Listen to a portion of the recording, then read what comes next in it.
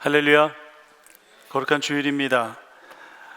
우리는 지난주에 새롭게 분립개척될 순례길 교회는 그 탄생서부터 태생적인 DNA를 가지고 있다, 이렇게 말씀을 드렸습니다. 그것은 개혁적이요, 공동체적이요, 그리고 선교적인 교회의 특징들을 가지고 태어난다라는 것을 말씀드렸습니다. 그리고 그 개척교회의 성경적인 근거를 찾아보니까 아브라함이 걸었던 길이야말로 성경에서 말하는 최초의 개척교회적인 모습을 갖추고 있었다라고 하는 것을 또한 살펴보았습니다. 그 근거는 아브라함이 걸었던 그 길 또한 개혁적이요, 공동체적이요, 선교적인 모습을 띠고 있었다라고 하는 것입니다. 그리고 새로워지는 순례길 교회의 경쟁 상대는 다름 아닌 바벨탑 정신이며, 사람이 주인되는 인본주의적인 사상에 대한 대항마로서 하나님은 하나님의 사람을 찾으신다라고 하는 것입니다. 그리고 하나님은 하나님을 주인으로 고백하는 사람들의 모임인 교회를 세상에 파송하신다는 것입니다. 따라서 순례길 교회는 세상 속에서 하나님을 알지 못하는, 그래서 우리 안에 들지 못한 하나님의 백성들을 찾아 나서는 것이 우리의 본연의 사명임을 분명히 해야 한다라고 말씀드렸습니다. 그렇다면 우리가 개혁적이며 공동체적이며 선교적인 이 비전을 어떻게 하면 구체적으로 해결해 나갈 수 있을까? 우리의 구체적인 목표, 즉 순례길 교회의 목회 전략은 지금 PPT로 보여드리는 것과 같습니다. 첫 번째, Journey with Christ, 그리스도와 함께하는 교회입니다. 두 번째는 Journey with Family, 가정과 함께하는 교회입니다. 세 번째, Journey with Community, 신앙과 삶의 현장을 연결하는 교회입니다. 이웃과 함께하는 교회가 될 것이라고 하는 것입니다. 첫 번째로 Journey with Christ, 그리스도와 함께한다는 것, 결국에는 우리의 일상에 예수님을 초청한다는 뜻이고, 예수님의 다스리심, 예수님의 통치하심을 인정한다는 것입니다. 우리의 삶 가운데 크고 작은 결정들을 할 때에 우리의 요구를 그보다 앞세우는 것이 아니라 하나님의 뜻이 어디 있는지를 먼저 구하고 또 그 뜻에 따라서 순종하는 삶의 자세를 견지하는 것, 우리는 이러한 사람들을 제자라고 부릅니다. 그래서 우리는 먼저 우리가 제자임을 확인하고 제자로 걸어가는 것이 우리의 1차 목표입니다. 그런데 제자라고 하는 이 사람들에게는 한 가지 특성이 있습니다. 그 특성은 무엇이냐면 제자는 또 다른 제자를 낳는다는 것입니다. 마태복음 28장, 마태복음의 제일 마지막 부분, 거기에서 예수님께서 제자들에게 명하신 것이 있습니다. 우리 스크린을 보시면 28장 19절로부터 20절까지 말씀입니다. 한번 다 같이 한번 읽어보겠습니다. 시작. 그러므로 너희는 가서 모든 민족을 제자로 삼아서 아버지와 아들과 성령의 이름으로 세례를 주고 내가 너희에게 명령한 모든 것을 그들에게 가르쳐 지키게 하여라. 보아라, 내가 세상 끝날까지 항상 너희와 함께 있을 것이다. 예수님께서 제자들에게 명하셨던 것은 가라는 것이었고, 제자 삼으라는 것이었고, 그리고 가르치라는 것이었고, 또 가르친 것을 지키게 해라 라고 하는 것이었습니다. 마치 교회가 교회를 낳는 것처럼 제자는 제자를 낳습니다. 그런 그들과 하나님은 또 어떻게 해주신다고 하십니까? 세상 끝날까지 제자들과 함께 해주신다고 약속하십니다. 결국 주님과 동행한다는 것, 하나님이 우리와 동행한다는 것은 결국 우리가 제자가 되겠다는 뜻이고, 하나님께서 우리를 제자로 만드시겠다라고 하는 것입니다. 그런데 이러한 제자의 사명과 똑같은 사명을 받은 사람이 있었습니다. 구약 성경에 등장하는 사람입니다. 제가 좋아하는 사람 누구죠? 아브라함. 창세기 18장 17절서부터 19절인데 일단은 17절과 18절까지 한번 다 같이 한번 읽어보겠습니다. 시작. 그때 주님께서 말씀하셨다. 내가 앞으로 하려고 하는 일을 어찌 아브라함에게 숨기랴. 아브라함은 반드시 크고 강한 나라를 이룰 것이며 땅 위에 있는 나라마다 그로 말미암아 복을 받게 될 것이다. 여기까지의 내용은 이미 우리가 알고 있는 내용이죠. 지난주에 우리가 창세기 12장의 말씀을 묵상을 하면서 하나님께서 아브라함에게 약속하셨던 말씀입니다. 그런데 12장에서부터 오늘 18장에 이르기까지 실질적으로 몇 년의 세월이 흐르냐면 24년의 세월이 흐릅니다. 그런데 19절에 보니까 하나님께서 왜 아브라함을 선택하셨는지에 대한 이유가 기록되어져 있습니다. 24년 후에 하나님께서 아브라함에게 말씀하시는 겁니다. 내가 왜 너를 택했는지. 19절입니다. 다 같이 한번 읽겠습니다. 시작. 내가 아브라함을 선택한 것은 그가 자식들과 자손을 잘 가르쳐서 나에게 순종하게 하고 옳고 바른 일을 하도록 가르치라는 뜻에서 한 것이다. 그의 자손이 아브라함에게 배운 대로 하면 나는 아브라함에게 약속한 대로 다 이루어 주겠다. 지금 하나님께서 아브라함에게 어떻게 하라고 하시는 거죠? 가르쳐서 하나님께 순종하게 하고 옳고 바른 일을 하도록 해라. 결국 아브라함에게 무엇 하라고 지금 말씀하시는 겁니까? 제자 삼으라고 말씀하시는 거죠. 예수님께서 제자들에게 명령하신 것이나 아브라함이 하나님께로도 받은 그 이유, 그 명령은 같은 것이었습니다. 바로 제자를 삼으라는 것이었습니다. 그러므로 순례길 교회는 스스로 제자가 되는 것, 그리고 제자가 또 다른 제자를 삼는 것을 첫 번째 목표로 나아갈 것입니다. 근데 우리가 제자가 되고 나서 또 다른 제자를 삼을 대상에 대하여 생각할 때 우리는 바로 어디를 생각하냐면 우리의 지역사회이든지 아니면 해외의 선교지를 생각합니다. 그런데 그 중간에 빠져있는 아주 중요한 부분을 우리는 생각해야 합니다. 그것은 바로 가정입니다. 그래서 우리 두 번째 목표는 Journey with Family, 가정과 함께하는 교회입니다. 방금 전에 하나님께서 아브라함을 선택하신 이유가 하나님께 순종하도록 잘 가르치라고 제자를 삼으라고 하신 것이라고 말씀드렸습니다. 이것은 그 앞에 땅 위의 모든 나라마다 그로 말미암아 복을 받게 하기 위함이라고 하셨지요. 그런데 그 제자 삼을 대상이 지금 누구라고 말씀하고 계시죠? 바로 아브라함의 자식들과 자손들이라고 하십니다. 저는 이 말씀을 묵상하면서 두 가지의 소망을 사실은 품었습니다. 첫 번째는 하나님의 선교는 우리를 세상으로 보내시기 전에 우리를 먼저 가정으로 파송하셨구나라고 하는 것입니다. 내가 먼저 제자가 되고 난 이후에 우리의 자녀를 제자 삼아야 한다는 것입니다. 하나님에게는 다 계획이 있으셨는데 그 첫 번째가 바로 우리의 가정이었다라고 하는 것입니다. 그러면 우리가 우리의 자녀들을 잘 양육하여 제자를 잘 삼으면 결국 하나님께서 그 가정과 어떻게 해주신다고 약속하신 거라고요? 그 가정과 함께 해주신다는 약속을 하셨다는 것입니다. 하나님이 우리와 함께 해주시고 우리와 동행해 주시면 결국 우리는 무엇이 된다고요?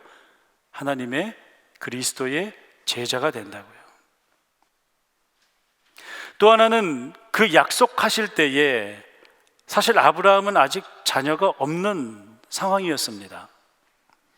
좀 전에 말씀드렸던 것처럼 24년이라는 세월이 흘렀지만 변한 건 75세에 불려 나와서 99세가 될 때까지 갈바 몰라 방황하며 하지만 가는 곳마다 예배를 드렸던 아브라함, 그에게 자녀를 주시겠다고 했지만 그의 자녀가 그의 태를 통해서 나오지 않는 그런 답답함 가운데 있었을 때에 자녀를 주시고 자녀를 제자 삼아라 라고 하셨던 그 말씀은 반드시 자녀를 주시겠다라고 하는 중복적인 확증인 것이므로 제자 삼는 교회에서는 하나님께서 제자 삼을 사람들을 붙여주시겠구나 라고 하는 소망입니다.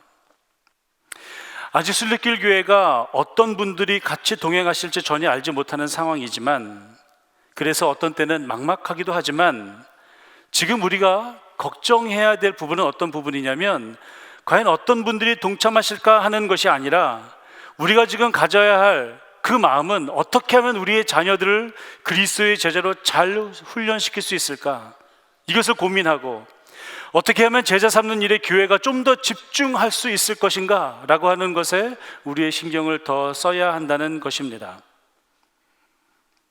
가정은 매우 중요한 우리의 첫 파송지임을 우리는 기억해야만 합니다. 사실 이스라엘 민족이 민족의 단위로 등장하기 전까지 이스라엘 민족이 언제 성경에 큰 민족으로 등장을 하죠? 큰 민족으로 됨으로 인해서 거기 있던 원래의 나라 사람들이 이스라엘 민족을 두려워하기 시작을 합니다. 그래서 그들에게 많은 노역을 시키지요. 어디에 그런 장면이 나오나요? 출애굽기 1장에 그 내용이 나옵니다. 그러면 민족 되기 전, 다시 말해서 창세기 1장서부터 창세기 50장까지의 전체적인 내용은 과연 무엇에 관한 내용인가요, 결국? 네, 가정에 관한 이야기였습니다. 아담의 가정에서부터 시작해서 아브라함의 가정까지 이루어졌고, 그리고 나서 나중에 야곱의 가정까지의 이야기가 바로 창세기의 이야기입니다. 왜 그렇게 가정이 중요한가? 아담과 하와의 가정은 하나님께서 최초로 만드신 가장 작은 공동체, 가장 작은 커뮤니티였습니다. 그리고 또한 역시 사탄으로부터 공격받은 최초의 커뮤니티, 역시 가정이었습니다. 아담과 하와의 가정뿐만이 아니라 사실은 오늘날도 우리의 가정 역시 지금 여러 가지 어려운 상황들과 여러 가지 어려운 상황으로 인해서 포위되고 또 공격받고 있습니다. 그러므로 우리가 제자 삼을 우선의 대상을 우리의 자녀로, 우리의 가정으로, 우리가 첫 파송지를 가정으로 바라보는 시각은 매우 중요합니다. 근데 여기에서 한 가지 짚고 넘어가야 할 것이 있습니다. 그것은 지금 우리는 우리 자녀들의 신앙교육의 주도권이 누구에게 있다고 생각하십니까? 부모님 자신이십니까? 아니면 다른 전문가에게 그 전권을 넘기신 상태입니까? 여기서 말하는 다른 전문가란 교회에서 신앙교육을 하는 전도사님이나 목사님들을 말씀드리는 것입니다. 신앙교육을 전도사님이나 목사님들에 맡기는 것이 잘못되었다는 것이 아닙니다. 저도 목사원서 받기 전 24년간 교육전도사로 사역을 한 경험이 있습니다. 그것을 결코 부정하는 것이 아닙니다. 교회에서의 신앙교육도 매우 중요합니다. 근데 제가 말씀드리는 포인트는 무엇이냐면 우리 부모님들이 자녀의 신앙교육을 하는 것을 하나님이 나에게 주신 특권이다, 이것은 내가 가지고 있는 권리다 라고 생각하고 계신지를 여쭤보는 겁니다. 저는 이 말씀, 자녀의 신앙교육은 부모의 특권이다 라고 하는 이 말씀을 사실 오랫동안 해왔지만 사실은 이 말씀을 우리 부모님들이 다 좋아하시는 것은 아니다 라고 하는 것도 알고 있습니다. 실제로 제가 그 전에 사역했던 교회에서 이 말씀을 드렸더니 저에게 이런 말씀을 하시더라고요. 제가 지금 책임을 회피하고 있다 라고 말씀하시는 분들도 계셨습니다. 근데 이 부분에 대해서 티모시 폴 존스라고 하는 교수님은 그의 책에서 이렇게 이야기합니다. 이런 예화를 드신 거예요. 살다 보면 남에게 맡길 수 없고 반드시 스스로 해야만 하는 일이 있다.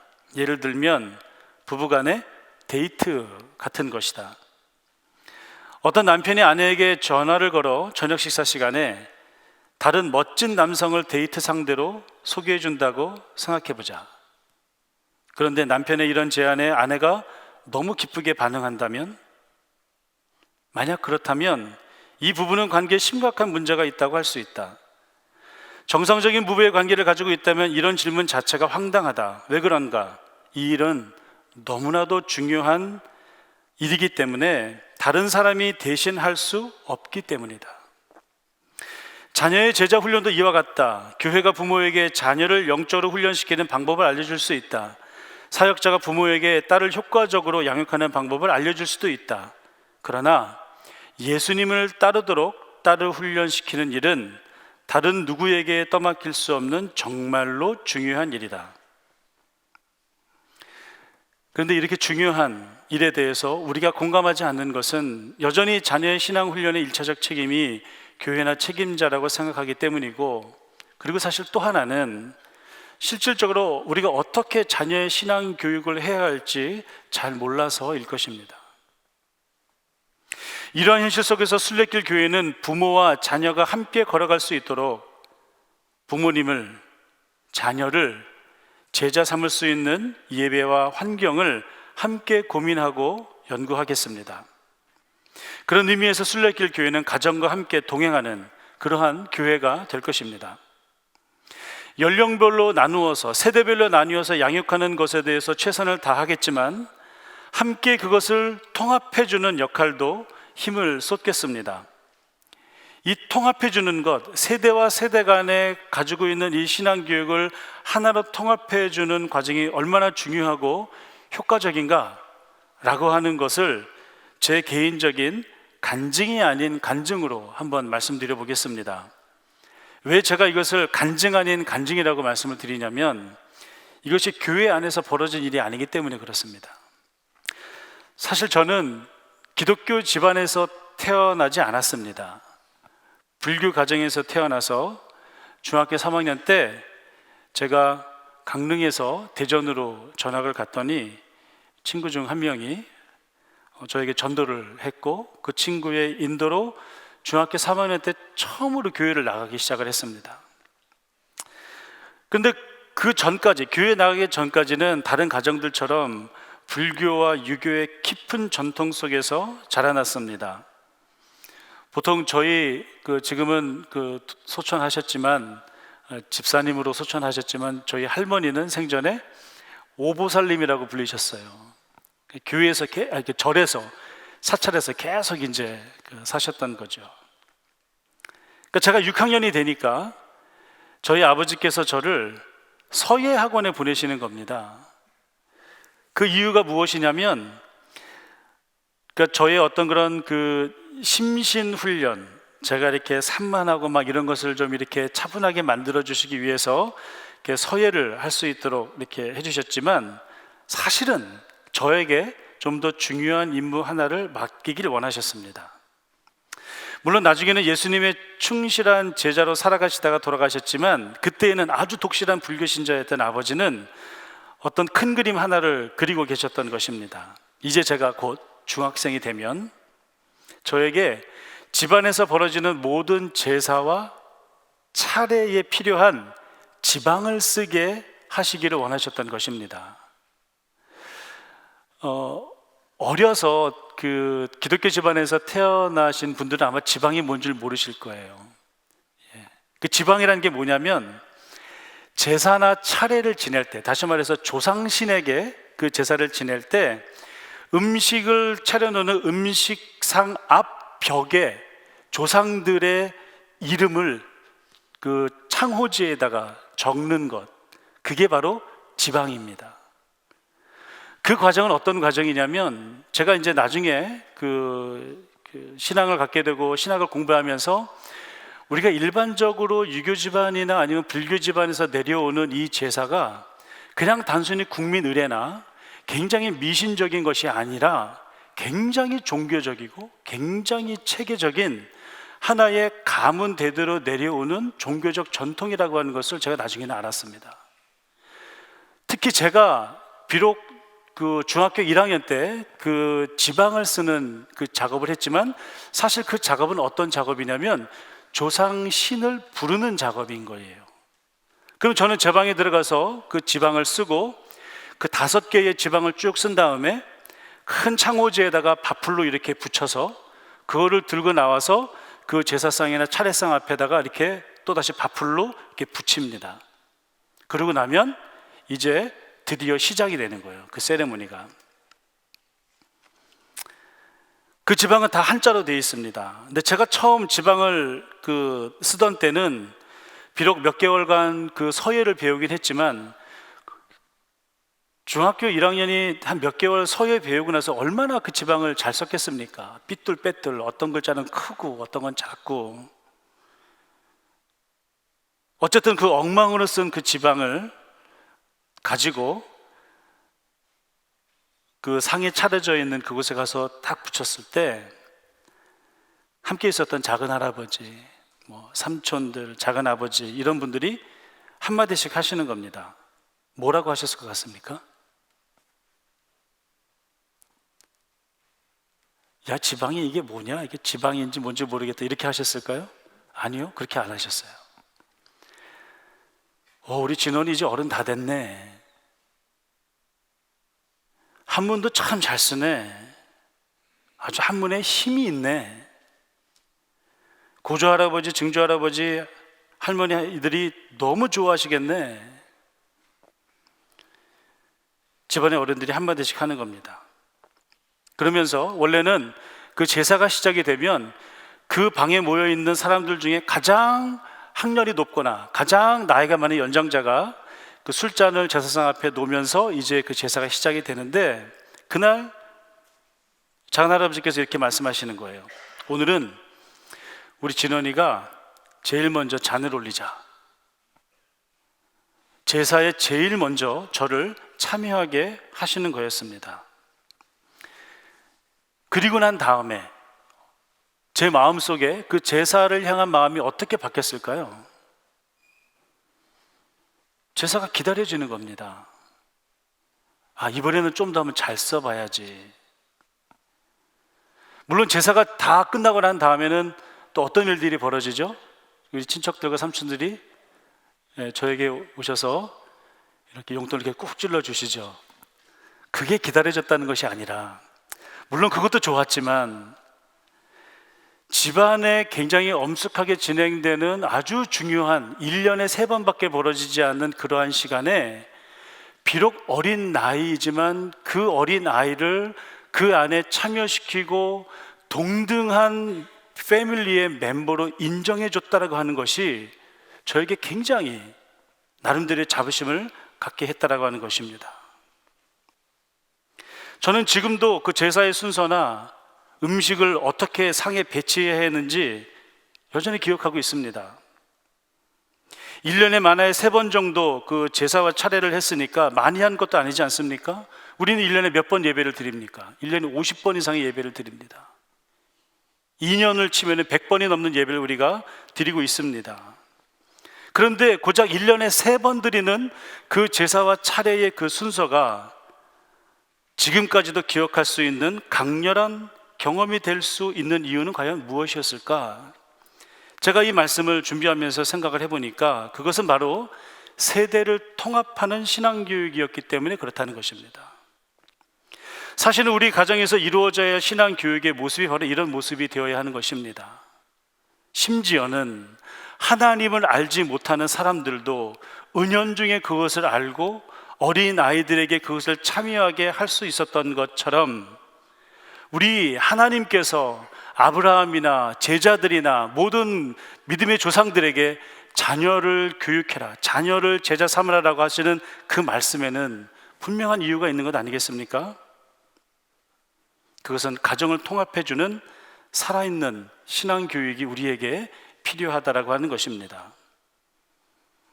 우리가 집에서 하나님 앞에 가정 예배를 드릴 때, 때로는 순들이 모여서 순 예배를 드릴 때 애들은 저쪽으로 가, 이것이 아니라 아이들을 참여하게 하고 칭찬하고, 그리고 이 모임의 목적이 무엇인지를 알려주고 그것을 우리의 자손 대대로 물려주려고 하는 것, 결국 그것이 우리의 자녀를 제자 삼는 과정이다라고 하는 것입니다.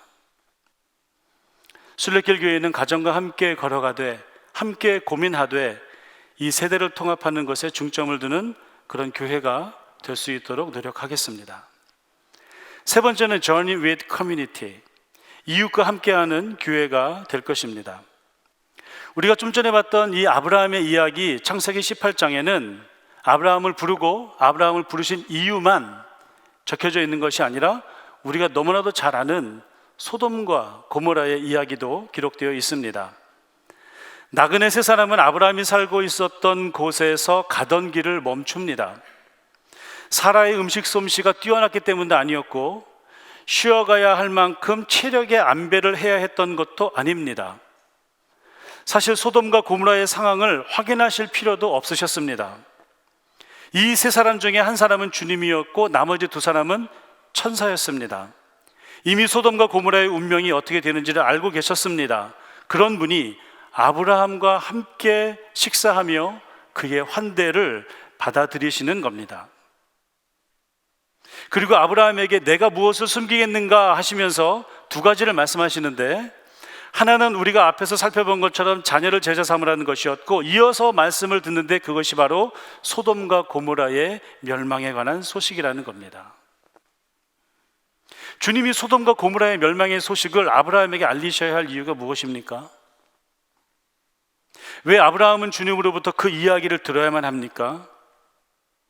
도대체 아브라함은 무엇이길래, 어떤 존재이길래 그런 말씀을 하신다는 겁니까? 자녀를 준다고 해도 믿지 못했던 그 가정에게 소돔과 고모라의 심판의 소식은 과연 어떠한 의미로 다가오고 있는 것입니까? 아브라함이 받게 될 그 복, 그리고 소돔과 고모라, 이 두 가지를 연결하지 않으면 안 됩니다. 이 둘은 분명히 연결되어져 있습니다. 아브라함이 받게 될 그 복은 아브라함과 그 자손을 위한 것이기도 하지만, 소돔과 고모라와 같은 세상의 구원을 위하여 반드시 필요한 복의 통로로서의 이런 사회적인 역할을 가지고 있다라고 하는 것입니다. 아브라함과 같은 그런 복을 받게 될 오늘날의 그의 믿음의 자손들, 곧 우리들도 같은 상황이 아닙니까? 오늘날도 하나님께서 우리를 하나님의 자녀되는 복을 주시기도 하시지만, 우리가 살고 있는 이 세상에, 이 지역사회에 여러 가지 힘들고 어려운 모습들, 마치 소돔과 고모라와 같은 그런 모습들을 우리에게 보여주시지 않습니까? 그럴 때 우리는 소돔과 고모라를 향하여 어떠한 마음을 가져야만 합니까?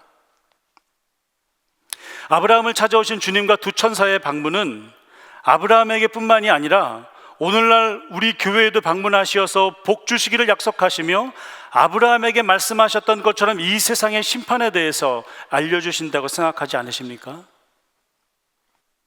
그래서 우리를 이 세상의 빛으로, 소금으로 부르신 것 아닙니까? 그래서 우리를 산 위의 동네로 부르신 것 아닌가요? 하나님은 오늘날에도 교회를 그의 복의 통로로 사용하기 원하십니다. 하나님은 교회를 하나님과 이 세상의 연결고리로 사용하시기를 원하신다는 것입니다. 주님의 방문은 아브라함의 시선을 그의 가정에서뿐만이 아니라 소돔과 고모라에 이르기까지 옮겨주셨습니다. 이것은 우리에게 교회가 그 시선을 어디에 두어야 하는지를 분명하게 보여줍니다. 만약 오늘날의 교회가 그의 시선을 교회 담장 밖으로 향하지 않는다면, 그것은 이스라엘의 민족이 실수했던 것처럼 자기 자신만 최고라고 생각하는, 자기 자신만 잘되면 괜찮다라고 생각하는 그런 폐쇄적인 선민 사상에 갇혀있는 꼴이 되고 마는 것입니다. 주님께서 아브라함에게 나아오신 것처럼 우리도 우리 이웃에게 다가가야 합니다. 그들을 단지 교회를 끌고 와서 등록교인의 숫자를 늘리는 것이 목적이 아니라, 그들에게 하나님의 나라를 소개하고 하나님의 나라로 초청하는 것이 목적입니다. 전도나 선교를 목적으로 그들에게 다가가는 것이 아니라, 그들과 함께 먹고 이야기를 나누고 그들과 더불어서 함께 살아가는 이웃과 친구가 먼저 되기를 원하며 나아가는 것입니다. 이웃과 함께 한다는 것은 우리가 가지고 있는 생각을 강요하는 것이 아니라, 우리가 이웃의 상황을 먼저 이해하려 하고 그들의 문화를 연구하는 것입니다. 그래서 제자로서의 우리의 일상이 이웃과 어떤 연관을 맺어야 하는가를 고민해야 하는 것입니다. 다시 말해서 우리의 일상에서 만나는 사람들, 우리가 그저 스쳐만 갔던 그러한 사람들, 나와 상관없다라고 생각했던 그 사람들 가운데에서 나는 과연 내가 그들 가운데에 어떠한 친구, 어떠한 이웃이 되어줘야 하는가를 고민한다라고 하는 것입니다. 따라서 순례길 교회는 이웃과 함께하는 하나의 프로그램을 더 만드는 것이 아니라 이웃과 함께하는 것 자체가 교회의 본질임을 알고 살아가는 것입니다. 그렇게 순례길 교회는 이웃과 함께하는 여정을 시작하는 것입니다. 또한 아브라함이 소돔과 고모라를 위하여 주님께 가까이 나아가 기도했던 것을 기억해야만 합니다. 세 명의 사람을 배웅하기 위해서 아브라함이 쫓아갔는데 두 천사는 먼저 소돔으로 떠나고 하나님과 주님과 아브라함이 남습니다. 우리가 가지고 있는 세 번역에는 아브라함이 주님과 함께 했다라고 기록되어 있고, 그 밑에 주석을 보면은 또 다른 성경에서는 하나님이 아브라함과 함께 했다라고 기록되어져 있습니다. 그럴 때 소돔에 대한 이야기를 했을 때 아브라함의 자세는 어땠냐면, 주님과 아브라함이 이렇게 서 있는데 아브라함이 어떻게 했다라고 기록을 했냐면요, 주님께 더 가까이 다가가서 기도합니다. 한 번도 아니고 두 번도 아니고 세 번도 아니고 처음 얘기했던 50명이 10명이 될 때까지. 아브라함의 기도는 우리에게 많은 것을 알려줍니다. 우리도 우리의 지역사회를 위하여 관심을 가지고 기도하며 그들에게 다가갈 수 있는 모습으로 나아가야 할 것입니다. 시편 119편 33절에서 40절을 보게 되면 우리가 오늘 말씀 묵상했던 부분인데요, 주님의 계명들과 율례들이 가리키는 길을 우리가 온전한 마음으로, 진실된 마음으로 걸어가게 되면 그 길을 갈 때 우리가 기쁨을 누릴 수 있다라고 말씀하고 있습니다. 아니, 그 길을 가는 것만이 기쁨을 느낄 수 있는 유일한 길이라고 말씀하고 계십니다. 그리고 주님의 계명들과 율례들이 가리키는 길을 갈 때에 우리는 길을 걸어갈 때도 활기차게, 활력 있게 걸어갈 수 있다라고 고백하고 있습니다.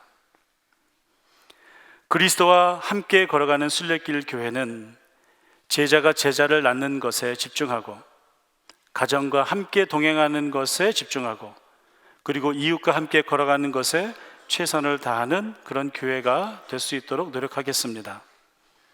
순례길 교회는 그렇게 기쁘고 활기차게 걸어가겠습니다. 그런 순례길 교회의 성도 여러분을 초청합니다. 위에서 계속해서 기도해 주시고 관심 가져주시면 감사하겠습니다.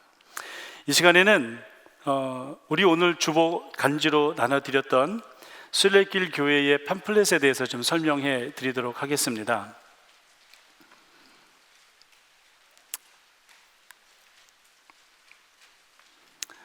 앞에 보시면 미랄교회 제2차 분립개척 이렇게 되어 있고 순례길 교회라고 되어 있고요. 순례길 교회의 영어 이름은 지난주에 알려드렸던 것처럼 Journey with Christ Church, 줄여서 JC Church라고도 하기도 합니다. 순례길 교회 파송 예배는 4월 26일 4월의 마지막 날에 우리가 진행할 수 있도록 하겠습니다. 그래서 그 첫 번째 표지를 딱 여시면 순례길 교회는 하면서 점점점 이렇게 되어 있고요. 거기 적혀 있는 내용은 지난주에 제가 설교했던 내용이고, 그리고 오픈을 하면 제일 먼저 나오는 게 이제 개척 장소는 하면서 이제 개척 장소에 대해서 얘기가 나와 있죠. 그 사진에 있는 그곳이 바로 틴데일 신학교의 사진인데, 그 신학교 안에는 여러 개의 룸이 있습니다. 그 룸 중에 동문회 홀, 알룸나이 홀에서 5월 3일 우리 순례길 교회가 가정과 함께하는 교회가 되겠다 했는데, 그 가정의 달인 5월에 첫 번째 예배를 드리는 것이 또 나름 의미가 있는 그런 시기라고 생각이 들었습니다. 5월 3일 주일 2시 30분에 개척 첫 예배를 진행을 하고, 틴델 신학교는 어디 있냐면 베이뷰 선상에 커머와 스틸 사이에 있습니다. 그래서 베이뷰의 커머를 지나서 베이비 선상으로 스틸 쪽으로 가다 보면 내리막길이 나오는데, 그 내리막길 중간 오른쪽에 이런 큰 건물이 있는 곳이 틴데일 신학교입니다. 개척 장소를 찾는 일은 그렇게 쉬운 일이 아니었습니다. 분립개척을 위해서는 미랄의 개척 멤버와 또 새신자들의 접근성이 좋아야 한다는 점을 고려했습니다. 근데 저희가 이 틴데일 신학교에서 앞으로 계속해서 예배를 드리겠다는 것이 아니라 우리가 함께 교인들과 함께 고민하고 기도하면서 정말로 교회가 필요한 장소가 어디인지를 좀 더 연구해서 그것이 리치몬드 힐 좀 북쪽이든 아니면은 뭐 미드타운이든 어디든 관계없이 주님께서 인도하시는 곳에 가서 예배에 정착을 할 예정입니다. 위에서 계속해서 기도해 주시고, 원래는 제가 사실은 어디를 생각하고 그 장소를 구하려고 했냐면 좀 북쪽으로 가려고 이제 그 장소를 생각을 했었는데 일단 처음에 틴데일 신학교에서 저희가 오픈을 개척 예배를 시작을 하고요. 계속해서 우리가 더 좋은 또 교회가 필요한 장소가 어딘지를 기도하며 찾아 나갈 수 있도록 하겠습니다. 개척 장소를 딱 이렇게 여시면 그 안쪽에 Journey with Christ Church 이렇게 되어 있고요. 넘버 1, 2, 3 해서 Journey with Christ, with the Family, with Community. 그래서 오늘 제가 말씀했던 그 내용들을 그 요약한 내용들이 거기에 이렇게 적혀져 있고, 그 위에 보시면 순례길 교회는 점점점 하고 그 위에 사진이 이렇게 이쁜 사진이 있죠. 실질적으로 여기가 틴데일 신학교 건물 뒤쪽에 있는 전경입니다. 그 숲을 안쪽으로는 그 던 리버에 있는 트레일이 계속해서 연결되어져 있고요.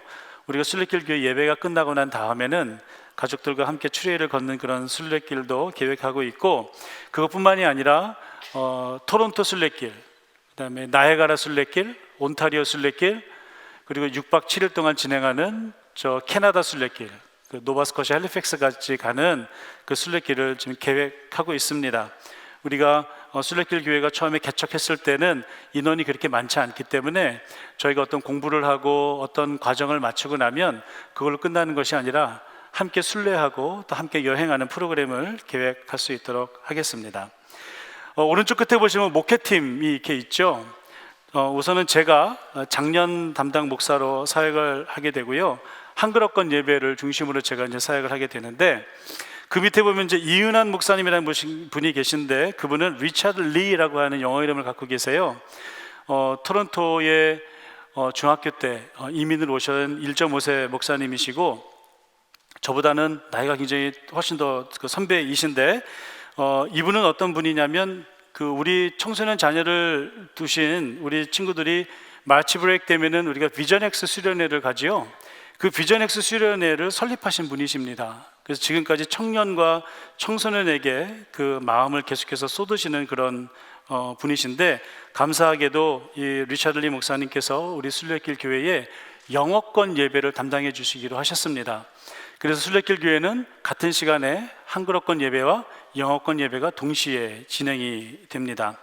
그리고 그 밑에 있는 심양석 전도사님, 사실 그 사진보다는 좀 실물이 더 이쁜데 사진이 좀 덜 나왔습니다. 사실은 제 아내이고요.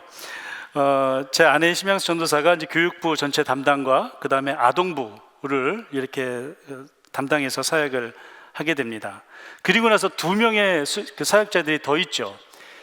무슨 개척교회가 사역자 이렇게 많어 이렇게 말씀해 주시는데, 미랄교회는 풀타임 목회자 1명, 그 다음에 그 교육부에서 사역할 수 있는 사역자 2명에게 그 재정을 이제 지원해 주시는데, 이은한 목사님과 심양석 전도사님은 발런티얼리 사역을 참여하시겠다 하셔서 저희가 2분의 사역자를 더 모실 수 있는 여유가 생겼습니다. 그래서 김은석 전도사님은 한글어권 예배 인도와 청년부를 맡아서 사역을 해주시고요. 오채훈 전도사님은 영어권 예배와 영어권 예배 인도와 청소년 사역을 맡아서 하시니까, 한글어권 예배는 저와 김은석 전도사님이 2사람이 이제 투입이 돼서 예배를 진행하고, 영어권 예배는 이은하 목사님과 오채훈 전도사님 2분이 예배를 이제 진행을 하시게 됩니다. 우리 목회팀을 위해서 계속해서 기도해 주시면 감사하겠습니다. 그리고 맨 뒷장을 보시면 예배 안내 이렇게 되어 있는데요. 지금 거기에 그 장년부 예배실이라고 되어 있는 그 사진이 저희가 그 개척하고 계속해서 예배드릴 틴데일 신학교 안에 있는 알룸나이 홀입니다. 그리고 그 밑에는 어린이부 예배실을 따로 저희가 빌렸고요. 그리고 그 밑에는 좀 더 큰 영어권 예배실이 이렇게 마련되어져 있습니다. 그래서 저희가 청소년이든 청년이든 관계없이 자기의 언어에 더 익숙한 곳으로 가서 자유롭게 예배 드릴 수 있는 그런 분위기를 형성을 할 것이고, 또 세대별로 나눠서 드리는 예배뿐만이 아니라 같이 부모와 자녀가 함께 예배 드리는 통합적인 예배도 계속해서 시도할 예정입니다. 이렇게 순례길 교회의 팜플렛에서 설명해 드렸습니다. 이 시간에는 우리 지난주에도 함께 기도했던 우리 개척 기도문을 가지고 함께 기도하고 계속해서 봉헌할 수 있도록 하겠습니다. 이 시간 우리 다 같이 한번 일어나서 우리 기도할까요? 기도하겠습니다.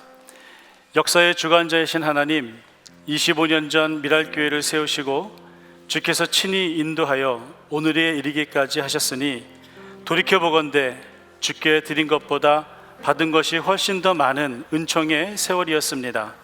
교회를 세우시고 부흥케 하시는 성령 하나님께서 첫 번째 교회 개척을 이어서 두 번째 개척을 허락하심에 감사드립니다. 이 아름다운 사명을 감당하는 미랄교회가 지속적으로 부흥하여 주님을 기쁘게 하며 다른 교회들에게 본이 되는 성경적이고 건강한 교회의 모델이 되게 하옵소서. 주의 거룩하신 뜻을 따라 분립개척의 비전을 허락하셨사오니, 개척 과정 속에서 담임 목사님과 담당 목사님에게 영성과 영력과 영권을 풍성히 더듬혀 주시고, 지혜의 영으로 주의 길을 인도하기에 부족함이 없게 하옵소서. 개척의 준비 과정 중에 미라 공동체의 모든 성도들이 한 사람의 순례자로서 믿음의 성숙을 이루며 성령의 은사와 능력이 열매 맺어 살아계신 하나님을 경험하고 떠나라 하셨던 말씀에 순종한 아브라함처럼 가든지 아니면 가든지 하는 순례길에 동참토록 하옵소서. 특별히 개척하는 순례길 교회를 통하여 진정한 부흥은 규모의 성장에 있지 아니하고 선교적 교회의 본질을 찾아감에 있음을 선포하게 하시며, 우리 안에 들지 않은 다른 양들을 찾아 영혼 구원에 앞장서는 사명을 허락하옵소서. 한 그루의 큰 나무보다 숲을 이루는 교회가 되고자 하오니, 자라나는 다음 세대를 잘 양육하여 울창한 숲을 이루게 하옵소서. 교회의 주인 되신 예수님의 이름으로 기도합니다. 아멘.